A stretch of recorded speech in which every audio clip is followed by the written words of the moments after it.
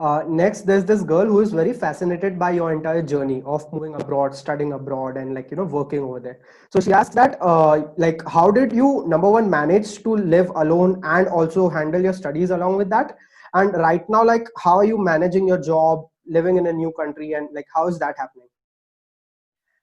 It hasn't been easy. Okay. It hasn't been easy, but I would just say that, I had always lived with my parents when I was in India. And when I moved here, I was living in a studio by myself, all alone, in a small apartment. And I was going to, for MBA classes, and then going for the events that happened after the classes. And then what I also did was I reached out to entrepreneurs on my own, and I built my network on my own by going to other events outside of university. Yeah. So I think if I can do it, anybody can do it. You just have to put yourself out there and reach out to people. I think people mostly want to help other people.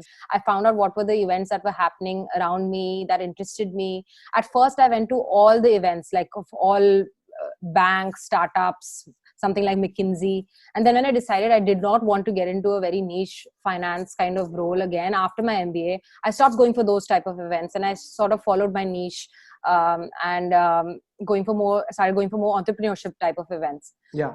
So I think what you have to do is just, um,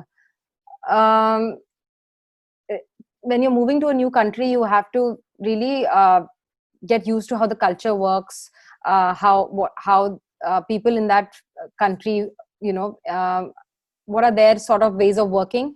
And that will only happen when you have more conversations. I think as Indians, we are at an advantage compared to many other countries, because all our education is done in English. So we are Yeah. already that communications, there's no like communication gap, because I was able to communicate and understand everything in English.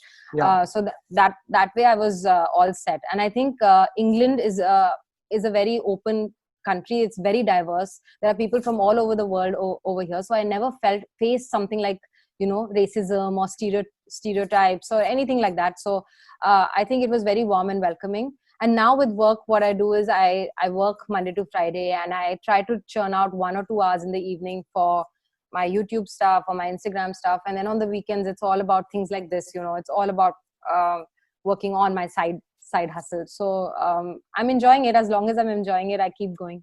Yeah.